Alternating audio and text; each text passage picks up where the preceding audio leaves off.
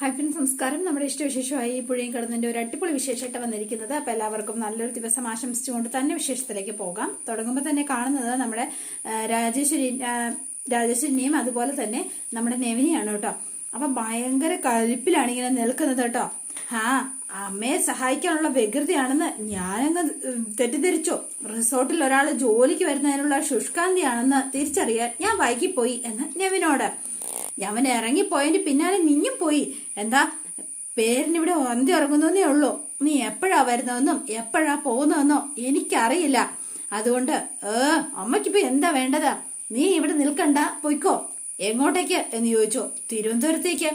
മുടങ്ങിപ്പോയ പഠിത്തമുണ്ടല്ലോ, അത് തിരിച്ചു കണ്ടിന്യൂ ചെയ്യാം. ഫോട്ടോഗ്രാഫി വേണ്ടെങ്കിൽ നീ പറഞ്ഞതുപോലെ ബിസിനസ് അഡ്മിനിസ്ട്രേഷനുമായി ബന്ധപ്പെട്ട എന്തെങ്കിലും പഠിക്കാം. അതല്ലെങ്കിൽ നിനക്കിഷ്ടപ്പെട്ട വേറെ എന്തെങ്കിലും. വേണ്ടമ്മേ, ഒരു കാരണവശാലും പുതിയ കോഴ്സ് പഠിക്കാൻ പോയാല് അതിന്റെ കണക്കൊക്കെ ഞാൻ പിന്നീട് കേൾക്കേണ്ടി വരും. എനിക്കിവിടെ കയ്യാളിന്റെ ആവശ്യമില്ല. അതിനിവിടെ ആസിഫുണ്ട് എന്ന് പറഞ്ഞു. എന്നെ ഇവിടുന്ന് പാക്ക് ചെയ്യാനുള്ള ബുദ്ധി ആരുടേതാണെന്ന്. ആരുടെ അമ്മേ? അതോ അമ്മയുടെയോ അതോ ജയപാലനങ്ങളുടെയോ? ജയപാലേട്ടെ പറയണ്ട. നീ കാണിക്കുന്ന കണ്ണന്തിരിവുകളെല്ലാം അറിയാമായിരുന്നിട്ട് രാഗിണിയുടെ പ്രപ്പോസലില് ഇപ്പോഴും ജയപാലേട്ടൻ പിൻവലിച്ചിട്ടില്ല. ഓഹോ, ആ ഔദാര്യം വേണ്ടായിരുന്നല്ലോ. എന്തിന്? അതിന് ആര് പോകുന്നു രാഗിണിയെ കഴിക്കാൻ എന്ന് ചോദിച്ചു കേട്ടോ. അതെ, നീ ഇപ്പൊ തൽക്കാലം അങ്ങ് പോ. രാഗിണിയുമായിട്ടുള്ള കല്യാണത്തിന്റെ ഡേറ്റ് തീരുമാനിച്ചിട്ട് വന്നാ മതി. നിക്കണ്ട. അമ്മയ്ക്കോ ജയപാലനങ്ങളിലോ തലക്കടി കിട്ടുമ്പോ ഇങ്ങോട്ട് വരാനും പോകാനും ഞാൻ എന്താ കളിപ്പാവയാണോ? പ്രായപൂർത്തിയായ ഒരു പുരുഷനാ ഞാൻ. എന്ത് പഠിക്കണം, ആരോട് മിണ്ടണം, എവിടെ പോണം എന്നൊക്കെ തീരുമാനിക്കുന്നത് ഈ ഞാനാ. തൽക്കാലം എന്റെ അമ്മ അതൊന്നും ഓർത്ത് ടെൻഷൻ അടിക്കാൻ നിൽക്കണ്ട എന്ന് പറയണം. എന്നിട്ട് നെവിൻ കാലിപ്പില അകത്തേക്ക് കയറിപ്പോയി കേട്ടോ. അപ്പൊ കുറച്ചു നേരം അവിടെ നിന്നിട്ട് പോയി. പിന്നെ കാണുന്നത് നമ്മുടെ വിനീതിനെയാണ്. അപ്പൊ വിനീത് ഫോണിൽ സംസാരിക്കുകയാണ്. ഞാൻ നോക്കട്ടെ, അതിനേക്കാൾ വലിയ പ്രശ്നങ്ങളാ ഇവിടെയാണെങ്കിൽ എന്നൊക്കെ പറഞ്ഞ് ആരോടോ ഫോണിൽ സംസാരിച്ചുകൊണ്ട് നിൽക്കുകയാണ്. അപ്പൊ ഞാൻ പിന്നെ വിളിക്കാവേ എന്ന് പറഞ്ഞ് ഫോൺ കട്ട് ചെയ്തു. ഈ സമയത്താണ് നമ്മുടെ ഗംഗ അങ്ങോട്ടേക്ക് ഇറങ്ങി വരുന്നത് കേട്ടോ. അപ്പൊ ഗംഗ ഇറങ്ങി വന്നപ്പോ ഫോൺ പെട്ടെന്ന് ഒന്നും അറിയാത്ത പോലെ വെച്ചു. ആരാ വിനീതേട്ടാ? ആരാ? ഫോണിൽ ആരായിരുന്നു എന്ന് ചോദിച്ചു. ഫോണിലെവിടെ എന്ന് ചോദിച്ചു. അതോ ഫോൺ പോക്കറ്റിലുണ്ട്. ഞാൻ എടുക്കണോ വിനീതേട്ടാ? വേണ്ട, എനിക്ക് എടുക്കാവുന്ന വെയിറ്റേ ഉള്ളൂ എന്ന് പറയണം. വിനീതേട്ടാ വെറുതെ കളിക്കല്ലേ, ആ ഫോണിക്ക് തന്നെ. എന്തിനാ ഗംഗേ എന്ന് ചോദിച്ചു. ഇത് ഗംഗയ്ക്ക് ഗംഗയുടെ ഫോണില്ലേ? മര്യാദയ്ക്ക് പറഞ്ഞാൽ കേൾക്കില്ലല്ലേ, ഇങ്ങോട്ടേക്ക് തരാനല്ലേ പറഞ്ഞത് എന്ന് പറഞ്ഞ് വിനീതിനെ ഉരുട്ടിയിട്ട് പിടിച്ച് അവസാനം ആ ഫോണിങ് വാങ്ങുകയാണ് കേട്ടോ. അപ്പൊ നിളമോള അയ്യേ എന്ന് പറഞ്ഞങ്ങ് പോവാണ്. നിള കണ്ടു. നിള ഇപ്പൊ എന്ത് കണ്ടു എന്നാ നീ പറയുന്നത്? ഗംഗ എന്നെ കടന്നാക്രമിക്കുന്നത് കണ്ടെങ്കി അങ്ങ് കണക്കായിപ്പോയി. ഈ കുടുംബത്തിന്റെ ഭദ്രതയ്ക്ക് വേണ്ടിയിട്ടാ ഈ ഫോൺ എന്ന് പറഞ്ഞു. നിക്ക് കഷ്ടമുണ്ട് ഗംഗെ. നീ എന്താ ആരെങ്കിലും കണ്ടാ വിചാരിക്കും എന്നെ ഗംഗ സംശയരോഗിയാണെന്ന്. ഞാനിച്ച് സംശയരോഗിയാണെന്ന് കരുതിക്കോട്ടെ. വിനീതേട്ടനെ ഞാൻ എപ്പോഴും കാണുന്നത് ഒരു കാമുകിയുടെ കൂടെയാ. കാമുകിയോ? ആ ബന്ധം മുറിക്കാൻ ആ ഫോൺ ഓപ്പറേഷൻ. കാമുകിയോ? അതാര്? നിവിനോ എന്ന് ചോദിച്ചു. അയ്യേ, അവനോ? നിവിൻ ഇവിടെ വന്നേ പിന്നെ വിനീതേട്ടൻ എപ്പോഴും സയാമീസ് ഇരട്ടകളെ പോലെയാ നടപ്പ്. അതിന്റെയൊക്കെ ഉദ്ദേശം എന്താണെന്ന് ഇപ്പം മനസ്സിലായല്ലോ. അതിന് നിവിൻ എന്ത് തെറ്റു എന്തു ചെയ്തു എന്നോ? കുടുംബാംഗത്തിനൊപ്പം ഒരു പുരുഷൻ കല്യാണപ്രായമായ പെൺകുട്ടികളുള്ള വീട്ടിൽ സ്ഥിരമായി കയറി ഇറങ്ങുന്നു. ഇതിൽ പരം എന്താ വേണ്ടത്? കുറച്ചു നാളുകൾ കഴിഞ്ഞ് അവളുടെ അമ്മ കയറി വന്നു, അയാളെ നമ്മൾ വല വീശി പിടിച്ചിരിക്കുകയാണ് എന്ന്. നാട്ടിൽ കഥയിറങ്ങാനും ആ പെൺകുട്ടികളുടെ ജീവിതം വഴിമുട്ടാനും വേറെ എന്തെങ്കിലും വേണോ വിനീതേട്ടാ എന്ന് ചോദിക്കുകയാണ്. അതുകൊണ്ട് വീട്ടിലായാലും പുറത്തായാലും എവിടെയാണെങ്കിലും ഫോണിലാണെങ്കിലും അത്രക്കാരുമായിട്ടുള്ള സമ്പർക്കം അത് നമുക്ക് വേണ്ട വിനീതേട്ടാ എന്ന് പറയണം. 6 പെണ്ണുങ്ങൾ താമസിക്കുന്ന ഒരു വീട്ടില് സുരക്ഷാ മുൻകരുതലായിട്ട് മാത്രം കണക്കാക്കി വെച്ചാൽ മതി എന്ന് പറഞ്ഞു. ഫോൺ ഇങ്ങനെ നോക്കുമ്പോ ഞെട്ടിപ്പോയിട്ടോ. വിനീതേട്ടൻ സംസാരിച്ചുകൊണ്ടിരുന്നത് അമ്മയോടാ എന്ന് ചോദിച്ചു. അല്ല, സുജാത അമ്മയോടെ ആയിരുന്നോ ഇത്ര നേരം സംസാരിച്ചത്? അതെ എന്ന് പറഞ്ഞു. എന്താ സുജാമതയ്ക്ക് വിശേഷം എന്ന് ചോദിച്ചു. ഗീതച്ചിയും ദാസേട്ടനും പിന്നെയും ദേ വീട്ടിൽ വന്നിട്ടുണ്ടെന്നാ പറഞ്ഞത്. അവർക്ക് കിട്ടിയതൊന്നും പോരെ എന്ന് ചോദിച്ചു. പോരാ എന്നാ പറയുന്നത്.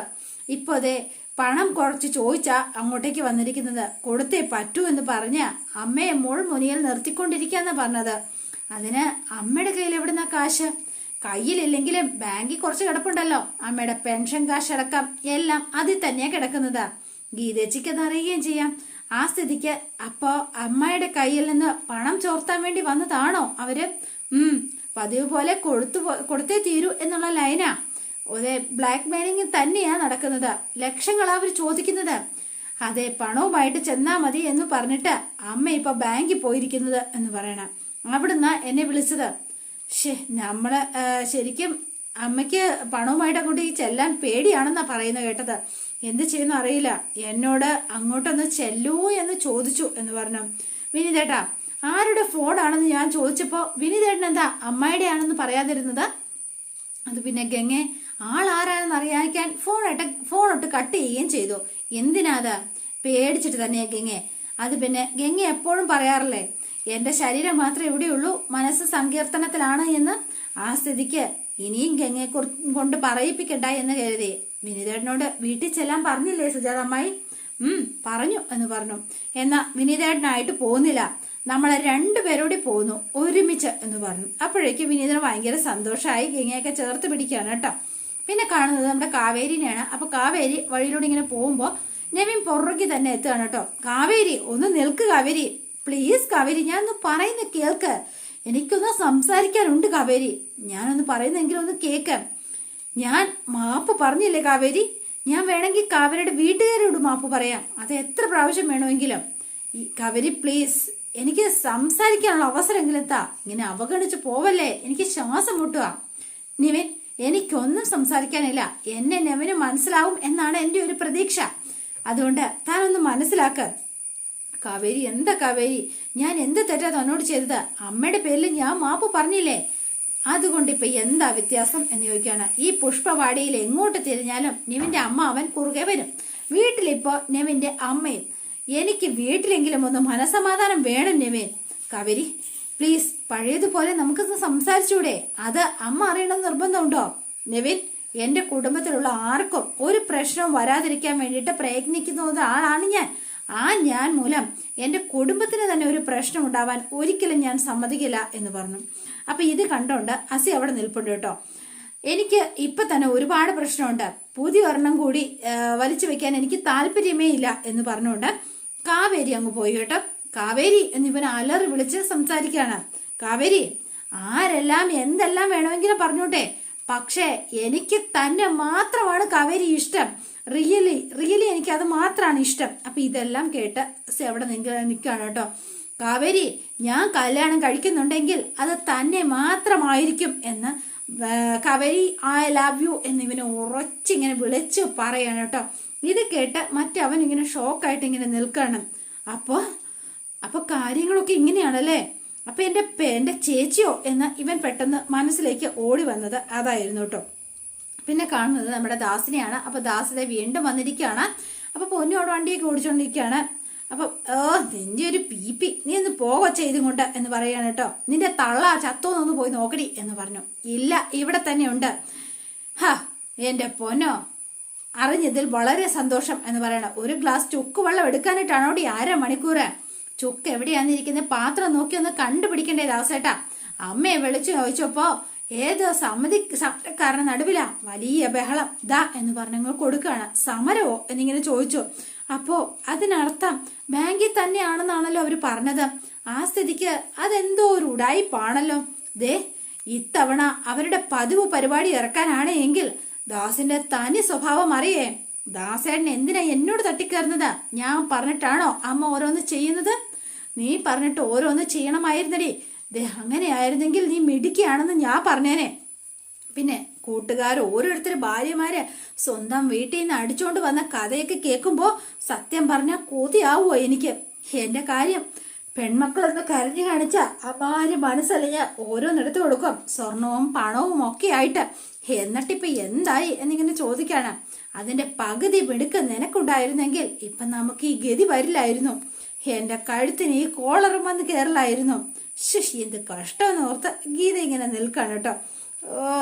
അപ്പൊ പിന്നെ കാണുന്നത് നമ്മുടെ നീളമോളെയാണ്. അപ്പൊ നീളമോള് ഭയങ്കര സന്തോഷത്തിൽ മഴയത്തൊക്കെ തുള്ളി കളിക്കാണ്.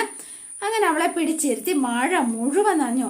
അപ്പ ചടിക്കോളും, ഇവിടെ ഇരുന്ന് 2 അക്ഷരം പഠിക്കാൻ പറഞ്ഞാൽ കേക്കില്ല, മര്യാദയ്ക്ക് എഴുതരി എന്നൊക്കെ പറഞ്ഞ് അവളെ ഭീഷണിപ്പെടുത്തി എഴുതി പഠിപ്പിക്കുകയാണ് കാവേരി എന്ന്. അപ്പോൾ കാവേരി പതുക്കെ പറഞ്ഞു പഠിക്കുമ്പോഴത്തേനും അവൾക്ക് തെറ്റിയതിന് അവൾക്കിട്ടൊരു പിച്ചൊക്കെ കൊടുക്കുവാണ്. അമ്മേ കണ്ടോ, എടി നീ പിച്ചല്ലേടി, പാവമല്ലേ എന്ന് ചോദിക്കുകയാണ്. പാവം, അവൾക്ക് 2 അക്ഷരം പഠിച്ചാൽ എന്താ, ഇംഗ്ലീഷൊക്കെ ഞാൻ നന്ന വൃത്തിയായിട്ട് എഴുതുന്നുണ്ടല്ലോ, ഈ മലയാളത്തിലാണ് എനിക്ക് പറ്റാത്തത്. അതെന്താടി നിനക്ക് മലയാളം പഠിച്ചാല്? മലയാളത്തിലല്ലേ ഈ ഋതു, ഇറു, ഇറു, എന്നൊക്കെ ഉള്ള വാക്കുകൾ, അതൊക്കെ എന്തിനാ ആർക്കും ഉപയോഗിക്കാത്ത, ഋഷിക്ക് മാത്രമല്ലാതെ വേറെ ആർക്കാ ഇറുകൊണ്ട് ഉപയോഗം എന്നൊക്കെ ഇങ്ങനെ ചോദിക്കുകയാണ്. അയ്യോ, ഋഷിന്ന് മാത്രമല്ല മോളെ, ഒത്തിരി വാക്കുകളുണ്ട്. രണം, പിന്നെ എന്താ ഋഷഭം, അങ്ങനെ കുറേ വാക്കുകളുണ്ട് ഇറുകൊണ്ട് എന്ന് ശാരദ ഇങ്ങനെ പറയാണ് കേട്ടോ. ഈ ഋണം എന്ന് പറഞ്ഞാൽ എന്താ, പണം എന്നാണ്. അതൊന്നും ഞങ്ങൾ കേട്ടിട്ടില്ലല്ലോ അമ്മേ എന്ന് കാവേരി പറഞ്ഞപ്പോൾ, ഇങ്ങനെ പഴയ കുറേ വാക്കുകൾ പഴയ കാലത്ത് ഞങ്ങൾക്കുണ്ടായിരുന്നു, അതൊന്നും നിങ്ങൾക്കറിയില്ല. പിന്നെ അത് തെറ്റൊന്നും അല്ല കേട്ടോ, ഇപ്പോഴത്തെ പിള്ളേരുടെ ഭാഷകളൊന്നും ഞങ്ങൾക്ക് മനസ്സിലാവില്ല. അത് പിന്നെ കേട്ടങ്ങനെ ചിരിച്ചെങ്ങനെ ഇരിക്കും, അത് തന്നെ, വേറെ കാര്യങ്ങളൊന്നും ഇല്ലാന്നേ എന്ന് പറയാണ്. അപ്പോൾ അമ്മ അപ്പോൾ പഠിച്ചിട്ടുണ്ടോ എന്നിങ്ങനെ ചോദിക്കുകയാണ് കാവേരി. പഠിച്ചിട്ടുണ്ടോ എന്ന് ചോദിച്ചാ പഠിച്ചിട്ടുണ്ട് എന്ന് പറയേണ്ടി വരും. പക്ഷെ ഒരു സർട്ടിഫിക്കറ്റിനുള്ള പഠിത്തം കിട്ടിയില്ല. 10ാം ക്ലാസ്സിലെ പരീക്ഷ എഴുതിയില്ല എന്നുള്ളത് സത്യം. 9ാം ക്ലാസ്സിൽ വെച്ച് ഒരു പരീക്ഷയുടെ സമയത്താണ് അമ്മ മരിക്കുന്നത്. പിന്നത്തെ ജീവിതമൊക്കെ അടുക്കളയിലെ കിച്ചണിലൊക്കെ ആയി എന്ന് പറഞ്ഞു. ആണോ? പിന്നെ ഇംഗ്ലീഷും മാത്സും ഒക്കെ ഇത്തിരി പാടൊക്കെ ആയിരുന്നു, പറഞ്ഞിട്ട് കാര്യമില്ല. പിന്നെ നിങ്ങൾക്കൊരു കാര്യം അറിയോ, ഞാൻ കവിതയൊക്കെ എഴുതുമായിരുന്നു. കവിത അമ്മ എഴുതുമെന്നോ? അതെന്താ, ഞാൻ കവിത എഴുതിയാൽ പറ്റില്ലേ എന്ന് ചോദിക്കുകയാണ്. എങ്കിൽ അമ്മ എഴുതിയൊരു കവിത ചൊല്ലമ്മേ. അതൊന്നും ശരിയാവില്ല അമ്മ, പ്ലീസ് അമ്മേ എന്നൊക്കെ പറഞ്ഞ് അവസാനം സമ്മതിച്ചു കേട്ടോ. ശാരദ ഇങ്ങനെ ആലോചിച്ചിങ്ങനെ വരുന്ന സമയത്ത് മൂക്കിങ്ങനെ വിളിച്ചപ്പോൾ എന്തോ ഒരു മണം. ദൈവമേ, അടുപ്പത്തിരുന്ന് പരിപ്പ് കരിയ എന്ന് പറഞ്ഞ് ഒരൊറ്റ ഓട്ടായിരുന്നു. നശിപ്പിച്ചു എന്ന് പറഞ്ഞ് ഇവരിങ്ങനെ ഇരിക്കുകയാണ്, കാവേരിയും നിളയും. അപ്പം പിന്നെ നമ്മൾ കാണുന്നത് നമ്മുടെ ദാസിന്റെ വീട്ടിലാണ്. അപ്പം സങ്കീർത്തനത്തിൽ ഇവരിങ്ങനെ വെയിറ്റ് ചെയ്തിരിക്കുകയാണ് കേട്ടോ. അല്ല അച്ഛാ, അച്ഛന് എന്താ പറ്റിയത് എന്ന് ചോദിച്ചു. ഇവിടുത്തെ സ്കൂളിൽ ചേർക്കുന്നതാണോ എന്നിങ്ങനെ ചോദിക്കുകയാണ്. നിനക്കിപ്പോൾ എന്താ അറിയേണ്ടത്? അതെ, ഇവിടുത്തെ സ്കൂളിൽ ചേർക്കണോ അമേരിക്ക സ്കൂളിൽ ചേർക്കണോ എന്നൊക്കെ ദാസ് തീരുമാനിക്കും. ദാസിനെ ആരും ചോദ്യം ചെയ്യണ്ട എന്നൊക്കെ പറഞ്ഞ് പൊന്നൂരോട് ഇങ്ങനെ ചൂടാകുകയാണ്. ഈ സമയത്താണ് നമ്മുടെ വിനീതും നമ്മുടെ ഗംഗയും കൂടി അങ്ങോട്ടേക്ക് എത്തുന്നത് കേട്ടോ. അവർ കയറി വന്നപടി, സുഖമല്ലേ എളിയ എന്ന് ചോദിച്ചു. എവിടെയാടി നിന്റെ തള? അല്ല അമ്മ എന്ന് ചോദിക്കുകയാണ്. അമ്മ വന്നിട്ടില്ല എളിയ, ഞങ്ങളെ വന്നിട്ടുള്ളൂ എന്ന് പറഞ്ഞു. ഞാൻ എൻ്റെ ഭാര്യ ചോദിച്ചത്. ഓഹോ, ഭാര്യയോടാ ചോദിച്ചതെന്ന് എന്ന് പറഞ്ഞു വിനീത്. അമ്മ എവിടെയാന്ന് അറിയില്ല വ്യാസേട്ടാ, വിളിച്ചിട്ട് ഫോണൊട്ട് കിട്ടുന്നതുമില്ല. ഇനിയും വിളിക്കടി, എനിക്കറിയണം ആ തള്ള എന്തിനാ ഈ ഗുണ്ടകളൊക്കെ പറഞ്ഞു വിട്ടിരിക്കുന്നതെന്ന്. ഗുണ്ടകളൊക്കെ വന്നിട്ടുണ്ടോ? ഞാൻ കണ്ടില്ലല്ലോ അളിയ എന്നിങ്ങനെ പറഞ്ഞു. എടാ കളിക്കല്ലേ, ഉമിനീര് പോലെ നേരെ ചൊവ്വ ഇറക്കാൻ പറ്റാതെ നിൽക്കാം ഞാൻ. എനിക്ക് പ്രതികാരം ചെയ്യണമെന്നുണ്ടായിരുന്നെങ്കിലേ നിന്റെ പെങ്ങളിപ്പോ നട നിവർത്തി നേരെ നിൽക്കില്ലായിരുന്നു, അറിയോ നിനക്ക് എന്ന് ചോദിക്കുകയാണ്. അങ്ങനെയാണോ അളിയ? അപ്പം അതിന്റെ മാന്യതയാണെന്ന് നീ കൂട്ടിക്കോ. എന്റെ പൊന്നളിയ, ഇത്രയും നേരം നിങ്ങളുടെ ഭാര്യയായിരുന്നു, പെട്ടെന്ന് എങ്ങനെയാ അളിയ എന്റെ പെങ്ങള് മാത്രമായിട്ട് മാറിയത് എന്നിങ്ങനെ ചോദിക്കുകയാണ്. അത് മോശമല്ലേ അളിയ എന്നിങ്ങനെ ചോദിക്കാട്ടോ. അപ്പൊ വേഗം തന്നെ ദാസ് ഇങ്ങനെ നിൽപ്പുണ്ട്. ഇനി അഥവാ പക വീട്ടണം എന്നിരിക്കട്ടെ, അതിന്റെ പേരില് ഭാര്യയ്ക്ക് എന്തെങ്കിലും മേനക്കേടുണ്ടായി എങ്കിൽ അവർക്ക് തൈലവും കുഴമ്പ് വാങ്ങാനും പരിചരിക്കാനും ഒക്കെ ആയിട്ട് കാലാകാലങ്ങളും ഓടേണ്ടത് അളിയൻ മാത്രല്ലേ എന്നിങ്ങനെ ചോദിക്കാം. അല്ലാതെ ഭാര്യ വീട്ടുകാരുടെ വെറുതെ ശരിക്കും എന്തും തരേണ്ട ഒരു കളിപ്പാട്ടമാണെന്ന് കരുതിയോ? അളിയൻ വെറുതെ കൈവയ്ക്കാനൊന്നും തിരിക്കല്ലേ, 10 പൈസ ഇവിടുന്ന് തരില്ല എന്ന് പറയണം. എടാ, നരിമറ്റൻ തറവാടിലേക്ക് മുമ്പ് പെണ്ണുങ്ങളെ കെട്ടിക്കുകയും അവിടുന്ന് കെട്ടിച്ചു പിടിക്കുകയും ഒക്കെ ചെയ്തിട്ടുണ്ട്. പക്ഷേ ഞങ്ങൾ ആരും കല്യാണം കഴിഞ്ഞു എന്ന് പറഞ്ഞ് കടലിൽ കൊണ്ടുപോയി തള്ളി എന്നല്ല ഞങ്ങൾ വിചാരിക്കുന്നത്. ഭാര്യ വീട്ടുകാർക്ക് കുറച്ച് ഉത്തരവാദിത്തങ്ങളും ബാധ്യതകളും ഒക്കെ ഉണ്ട്. ഭർത്താവെന്ന് പറയുന്ന ആൾക്ക് ഈ ഉത്തരവാദിത്തങ്ങളൊന്നും ഇല്ല അളിയ. അയാള് ചായയും നാരങ്ങ വെള്ളവും കുടിച്ച് കപ്പലണ്ടിയും കുടിച്ചിങ്ങനെ ഇരുന്നേച്ചാൽ മതിയോ അളിയ എന്ന് ചോദിക്കുകയാണ്. അതുകൊണ്ട് ഞാൻ എൻ്റെ ബാധ്യതയും ഉത്തരവാദിത്തവും ഒക്കെ നിറവേറ്റിട്ടുണ്ടോന്ന് നീ നിന്റെ പെങ്ങളോടൊന്ന് ചോദിച്ചു നോക്ക്. എന്തിനാ ചോദിക്കുന്നത്? ഭാര്യ വീടിന്റെ പടിക്കൽ വന്ന് കൈ നീട്ടി നിൽക്കുന്നത് കണ്ടാൽ തന്നെ അറിയാലോ. ഭാര്യ വീട്ടിൽ അട്ടിപ്പേര് കിടന്ന് അവിടെ ചെന്ന് ശരിക്കും അവരുടെ ചെലവിൽ ജീവിക്കുന്ന നീയാണോടെ എന്നെ ഉപദേശിക്കാൻ വരുന്നത് എന്ന് വിനീതിനോട് ചോദിക്കുകയാണ്. നരിമാറ്റത്തിൽ സ്വർണ്ണമ്മയുടെ മകൻ കാളിദാസ് വന്നിട്ടുണ്ടെങ്കിൽ ഭാര്യ വീടിന്റെ മുന്നിൽ കൈ നീട്ടി നിൽക്കാനല്ലെന്ന് നീ ഒന്ന് മനസ്സിലാക്കിക്കോ എന്ന് പറയണം. 3.5 ലക്ഷം രൂപ ഇന്ന് സമയം കഴിയുന്നതിന് മുൻപ് എന്റെ അക്കൗണ്ടിൽ ക്രെഡിറ്റ് ആയിരിക്കണം. ഇങ്ങോട്ട് നീങ്ങി നിൽക്കടി എന്ന് പറയാണ് നമ്മുടെ ഗീതയോട്. ഇല്ലെങ്കിൽ ഇത് എടുക്കാ ചരക്കാണെന്ന് പറഞ്ഞ തിരിച്ചേൽപ്പിച്ച് ഈ രസീതും വാങ്ങിക്കൊണ്ട് പോകും ഈ കാളിദാസൻ. നീ കുറച്ചു മുന്നേ ചോദിച്ചില്ലേടാ, 1 മിനിറ്റ് മുൻപേ അതിന്റെ ഭാര്യയാണല്ലോ, നിന്റെ പെങ്ങള് മാത്രമായോ എന്ന്. ഇങ്ങനെ കേട്ടോടാ, ചിലപ്പോ അങ്ങനെയൊക്കെ സംഭവിച്ചെന്നിരിക്കാം. ഭാര്യ എന്ന് പറയുന്നത് കോടതിയിൽ പോയി മാറ്റിയെടുക്കാൻ പറ്റുന്ന ഒരു ബന്ധമാത്. ആരും തിരിഞ്ഞു നോക്കാനില്ലാതെ പിന്നെ ഇവിടെ കിടന്ന് പുഴുവരിച്ച് ചാകുന്നതേ നിന്റെ പെങ്ങള് മാത്രമായിരിക്കൂടാ. അതുകൊണ്ട് ഈ കാളിദാസന്റെ ഭാര്യ ആവില്ല. അപ്പോഴേക്കും എന്താടാ പറഞ്ഞത് എന്ന് ചോദിച്ചോണ്ട്, നേരത്തെ ചെയ്തതേ അഭിനയായിരുന്നു, ഇനി ഞാനതും പറയതും ചെയ്യും എന്ന് പറഞ്ഞോണ്ട് ഇവന്റെ കഴുത്തിന് കയറി പിടിക്കാണ് കേട്ടോ. നീ ഒന്ന് വിടറ എന്ന് പറഞ്ഞ് ഗീത കയറി ഇടയ്ക്ക് പിടിച്ചു. നീ ദാസേട്ടനെ ഉപദ്രവിക്കുന്നതിന് മുൻപ് എന്നെ അങ്ങ് കൊന്നേക്കടാ എന്ന് പറഞ്ഞു ഗീതേച്ചി എന്ന് വിളിച്ചു വിനീത. അപ്പൊ പൊന്നു പേടിച്ചു പോയി. അച്ഛനെ ഒന്നും ചെയ്യല്ലേ എന്ന് പറ ഗംഗാൻറ്റി. മോള് പേടിക്കണ്ട കേട്ടോ എന്ന് പറഞ്ഞ് പൊന്നുവിനെ ചേർത്ത് പിടിച്ച് നിൽക്കുകയാണ് ഗംഗ. വിനീതൻ എന്തോ പോലായി പോയെ. എടാ, ഭാര്യ വീട്ടിലെ അളവട്ട സമ്പത്തിൽ നിന്ന് കുറച്ച് കോരിയെടുത്ത വിദേശത്ത് പോയി സുഖിക്കാനൊന്നും അല്ല ദാസേട്ടൻ ഇവിടെ വന്ന് പണം ചോദിച്ചത്. അത് പിന്നെ ഗീതച്ചി, ദാസേട്ടനെ നൊന്തുപെറ്റ അമ്മ സ്വർണ്ണമ്മ സീരിയസ് ആയിട്ട് ഹോസ്പിറ്റലിൽ കിടക്ക എന്ന് പറഞ്ഞു. അതുകൊണ്ട് ദേ ഇപ്പോ ഈ നടുവേദന എന്ന് മാത്രമേ ആദ്യം ഞങ്ങൾ വിചാരിച്ചിരുന്നിട്ടുണ്ടായിരുന്നുള്ളൂ. പക്ഷെ ഇപ്പോഴാ മനസ്സിലായത് അത് സാധാ നടുവേദന അല്ലെന്നും ചെക്കപ്പ് കഴിഞ്ഞപ്പോ അസുഖം വേറെയാണെന്നും ഞങ്ങൾക്ക് മനസ്സിലായത്. ശരീരം മുഴുവൻ അത് പടരാതിരിക്കണമെങ്കിൽ അടിയന്തരമായിട്ട് ഓപ്പറേഷൻ ചെയ്യണം. അതിനും നാളെ തന്നെ. അതിനു വേണ്ടിയിട്ടുള്ള പൈസക്കുള്ള നെട്ടോട്ടത്തിലാണ് ഞങ്ങള്. ഒരു ജീവന്റെ വിലയായിട്ടാ ഈ ദാസേട്ടൻ ഇവിടെയായിട്ട് വന്നിട്ട് 3.5 ലക്ഷം രൂപ ചോദിക്കുക ചെയ്തത്. നിനക്ക് മാത്രമല്ലടാ അമ്മയുള്ളത്, അതുപോലെ തന്നെ നിനക്കൊക്കെ കൊടുക്കാവുന്നതാണെങ്കിൽ കൊടുക്ക്. അല്ലാതെ ഇനിയും എന്റെ ദാസേട്ടന്റെ കഴുത്തിന് കുത്തിപ്പിടിക്കാനും കുതിര കയറാനും നിങ്ങൾ ദയവ് ചെയ്ത് ചെല്ലരുത് എന്ന് പറഞ്ഞു. അപ്പൊ വിനീതന് ആകെ സങ്കടമായി കേട്ടോ. ചെയ്തു പോയോർത്ത് ഞാൻ എവിടെ കിടന്ന് പുഴു അരിച്ച് ചത്താലും ഞാൻ അങ്ങ് സഹിച്ചു, എന്താ പോരെ എന്ന് ചോദിക്കുകയാണ്. അപ്പൊ എന്നിട്ട് ഇത് കേട്ട് ഇവരിങ്ങനെ നിൽക്കുകയാണ് കേട്ടോ. അപ്പൊ ദാസനും അവർക്കും ആകെ വിഷമായി, ചെയ്തു പോയല്ലോ എന്ന് ഓർത്തിട്ട്, ഞാൻ പോട്ടെ ഗീതെ, പണം സംഘടിപ്പിക്കാൻ വേറെ വഴി എന്തെങ്കിലും ഉണ്ടോന്ന് ഞാനൊന്ന് നോക്കട്ടെ. നിന്നെയും കുഞ്ഞിനെയും ഇവിടെ നിർത്തി പോകുന്നത് ഉപേക്ഷിച്ച് കളയാനൊന്നും അല്ല കേട്ടോ. പിന്നെ എന്താണെങ്കിലും ഇത്രയും നാണം കിട്ടെങ്കിലും പണി കിട്ടിയ അത് വാങ്ങിച്ചോണ്ട് വരാൻ തന്നെയാ പോകുന്നത്. പണം ശരിക്കും പണം ഉണ്ടെങ്കിൽ തന്നെ ജീവൻ രക്ഷിക്കാണല്ലോ. എന്താണെങ്കിലും അമ്മയായി പോയില്ലേ എന്ന് ചോദിക്കുകയാണ്. എന്നിട്ട് ദാസ് അങ്ങോട്ടേക്ക് ഇറങ്ങിപ്പോയി കേട്ടോ. അപ്പൊ അച്ഛ എന്ന് വിളിച്ചോണ്ട് പൊന്നു അങ്ങോട്ട് ചെല്ലോ കേട്ടോ. അച്ഛന് വല്ലതും പറ്റിയോ? ഇല്ല പൊന്നു എന്ന് പറഞ്ഞു. അപ്പൊ ആകെ വിഷമായി. വിനീതേട്ടാ എന്ന് വിളിച്ചു ഗംഗ. ചെയ്യുന്നതൊക്കെ പിഴയ്ക്കാണല്ലോ ഗംഗ എന്ന് പറഞ്ഞ് വിനീതിനും ആകെ സങ്കടമായിട്ടോ. ശരിക്കും അങ്ങനെ ചെയ്തു പോയല്ലോ എന്ന് ഓർത്തിട്ട്. അപ്പൊ അതോടെയാണ് ഇന്നത്തെ വിശേഷം അവസാനിക്കുന്നത്. നാളത്തെ വിശേഷം ഇതിലും ഗംഭീരമാണ്. അപ്പൊ എല്ലാവരും വെയിറ്റ് ചെയ്യുക. ഇഷ്ടപ്പെട്ടുവെങ്കിൽ ലൈക്ക് ചെയ്യാനും ഷെയർ ചെയ്യാനും സബ്സ്ക്രൈബ് ചെയ്യാനും ഹൈപ്പ് ചെയ്യാനും മറന്നു പോകല്ലേ. പുതുപുത്തൻ വിശേഷമായിട്ട് എത്താം. Bye and see you again.